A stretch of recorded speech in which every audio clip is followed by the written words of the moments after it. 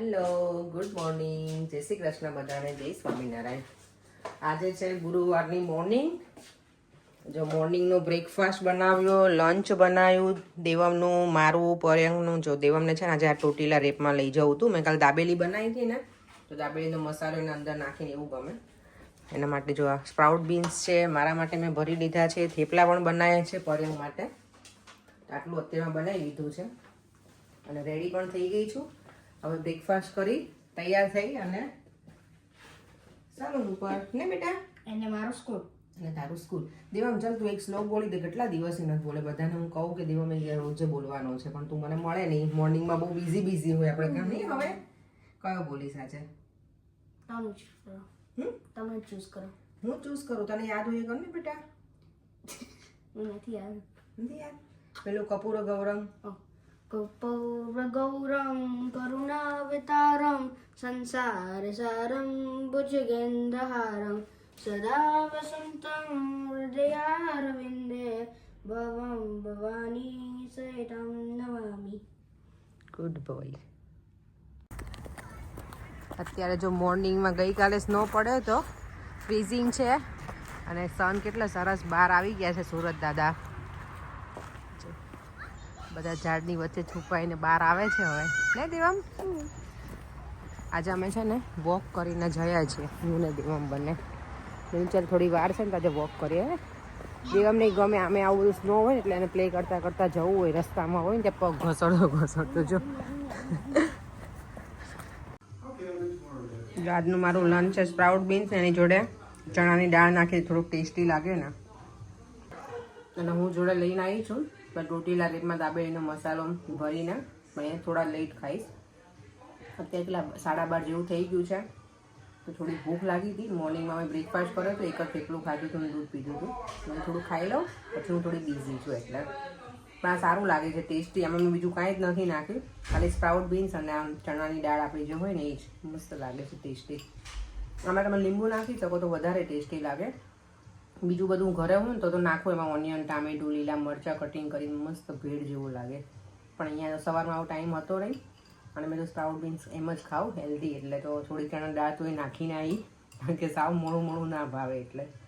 ચાલો થોડુંક ખાઈ લઉં પછી પાછા મળીએ થોડી વાર રહીને. અને આજે થોડી વાર ટાઈમ મળશે ને તો માર્કેટમાં જઈશું, શેર કરીશ. સલોની બહાર નીકળી છું થોડી વાર, શું કહેવાય, ચક્કર લગાવવા માટે. હજી અજવાળું છે ને તમે જઈ આવું, પછી અંધારામાં કંટાળો આવે બહાર ફરવાનું. આજે માર્કેટ એ છે નહીં એટલું બધું, કારણ કે ઠંડી થોડી વધારે પડતી જ વધારે છે. બધા સ્કાર્ફ છે અહીંયા. મને કોઈ લખ્યું હતું કે તમારે મેચિંગનો સ્કાર્ફ લેજો એવું. જેકેટ છે ને એના મેચિંગનો એમ. હવે એવું છે ઘરમાં એટલા બધા સ્કાર્ફ ને બધું હોય ને પછી એવું થાય કે હમણાં વિન્ટર જતો રહેશે પછી બધું કેટલું સાચવવું પડે. એટલે હવે 1 મહિના માટે શું લેવાનું, જે છે એમાં જ નહીં લેવાનું. અત્યારે ચાલશે. આ બ્લેક છે ને એટલે બધામાં ચાલે એમ. ચાલો થોડી વાર છે ને અહીંયા બહાર ફરી લઉં પછી પાછી સલૂનમાં જતી રહીશ. અહીંયા છે ને માર્કેટમાં એવું હોય, અમુક જગ્યાએ લોકો કેશ જ લે, કાર્ડથી પેમેન્ટ ના લે. હું આજે કેશ લઈને નીકળી નથી. જોઈ હવે મને કંઈક ગમશે તો લઈ પણ નહીં શકાય.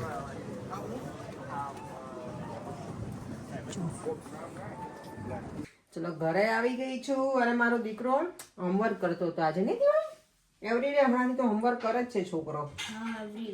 એવરી ડે તો એનું 6 કલાક. હા પણ 6 કલાકમાંથી ફેવિકોલ લઈને ચોટાડે ખાલી બેસે 2 કલાક.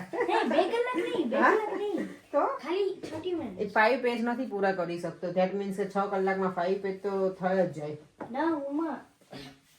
5 નહીં 10 કરવા તો 10 થઈ જાય. આ કેટલા દિવસની બુક આપીશ ટીચરે. ટીચર ઇન્ડિયા કહે છે ને તો હોમવર્કનું એને આ મેન્ટલી કરવાનું. ઓકે આપણે વર્કઆઉટ નથી કરવાનું એટલે.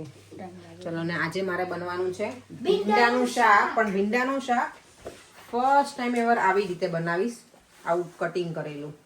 નોર્મલી હું ભરેલું બનાવું, આઈધર હું કટ કરું ને તો પેલું આપણે વચ્ચેથી ચીરા કરીને અને પછી ટુકડા કરીને આવું રાઉન્ડ વાળું મેં નહીં કર્યું. રાઉન્ડ વાળું મને ગમે, રાઉન્ડ વાળું. અમારા સામે મારા ફ્રેન્ડની લોકો રહેતા ને, બ્રાહ્મણની લોકો, અપેક્ષા, એનું નામે અપેક્ષા, એ લોકો એને મમ્મી ઓલવેઝ આવી રીતે કટિંગ કરીને બનાવતા. મેં કીધું ચલો આજે આવી રીતે. હા બેટા હા. ભીંડા જો મેં વઘારી લીધા છે. એમનામાં ખાલી શું કે રાઈ જીરું હિંગ નાખીને અને થોડી એવી હળદર નાખી છે અત્યારે. બધા મસાલા હું પછી કરીશ, કારણ કે બધું અત્યારથી કરી દઈએ ને તો આની ક્વોન્ટિટી ઘટી જાય પછી, તો મસાલા બધા વધી જાય. એટલે જ્યારે શાક શું કહેવાય બધું ચડી જાય ને બરાબર ભીંડો, પછી એને બીજા બધા મસાલા કરીશ. રાઉન્ડવાળું મને એટલું ગમે છે ને, ડિફરન્ટ લાગે શાક બનાવું છું ને તોય. તમે લોકો બધા રાઉન્ડવાળું કટિંગ કરો કે પછી ઊભાવાળું કે આખો ભરી? મને ભરેલો ભીંડો મારો મને બહુ જ ગમે. સૌથી વધારે મને ભરેલા ભીંડાનું ભાવે. પણ આજે મારી પાસે ટાઈમ નથી, હું લેટ થઈ ગઈ છું, એટલે આવો ભીંડો કરી નાખીશ. અને રોટલીનો લોટે અહીંયા બંધાઈ ગયો છે, તો હમણાં જમવાનું બની જશે. શાક બનશે ને ત્યાં સુધીમાં રોટલી બનાવી નાખીશ. છાશ અને સલાડ. ભીંડાનું સરસ મજાનું શાક બનીને રેડી થઈ ગયું છે. કડકડિયું બને ને એવું બનાવ્યું છે. અહીંયા રોટલી પણ બને છે. જે જમીને ફ્રી થઈ ગયા છે ને, આજે મારે ઘણું લેટ થઈ ગયું હતું, કારણ કે સલૂનથી નીકળીને ત્યારે લેટ થઈ ગયું. ટ્રાવેલિંગમાં છે ને મને ઘણો ટાઈમ લાગી જાય ઘરે પહોંચતા, કલાક જેવું થઈ જાય એવરી ડે. હું 7 o'clock ફિનિશ કરીને તો મને ઘરે પહોંચતા આજે, કારણ કે ટ્રેન પણ ડિલે હતી, તો મને 8:15 જેવું થઈ ગયું હતું. નોર્મલી હું છે ને 6:30 ફિનિશ કરી દઉં, ક્યારેક ક્લાયન્ટ ના હોય તો અર્લી કરી દઉં, પણ આજે ક્લાયન્ટ હતું તો થોડું વધારે લેટ થઈ ગયું. અને જમવાનું બનાવીને કશું નહોતી ગઈ, તો ઘરે આવીને પછી બધું બનાવ્યું, બહુ ટાઈમ લાગી ગયો. એની બધું થઈ ગયું. ભીંડાનું શાક સારું બન્યું હતું, પણ જો અમને ભરેલા ભીંડાનું વધારે ભાવે છે. પરેંગે તો ના ખાધું કે મને આનું ભાવે. દેવાબેનને આ વધારે ગમ્યું. નેક્સ્ટ ટાઈમથી તો ભરેલા ભીંડાનું જ બનશે. આજે આમ પણ મારી પાસે ટાઈમ નહોતો ને, એટલે મેં આવું બનાવ્યું હતું, કટિંગ કરેલું કે ફટાફટ કટિંગ થઈ જાય. પેલું ભરેલા મસાલામાં ભરેલાનો બધો મસાલો બનાવું, પછી ક્યારે વઘારું, બધું બહુ ટાઈમ લાગી જાય. એટલે ચાલો તો ઉપર જઈએ ને. આજે છે ને કેટલું ઇમ્પોર્ટન્ટ કામ કરવાનું બાકી છે ને, એ છે વિઝા લેવાનું. ચાલો તો હવે જોઈએ ફોર્મ ફિલ થાય છે કે નહીં વિઝા માટેનું, તો એ પ્રોસેસ કરીએ.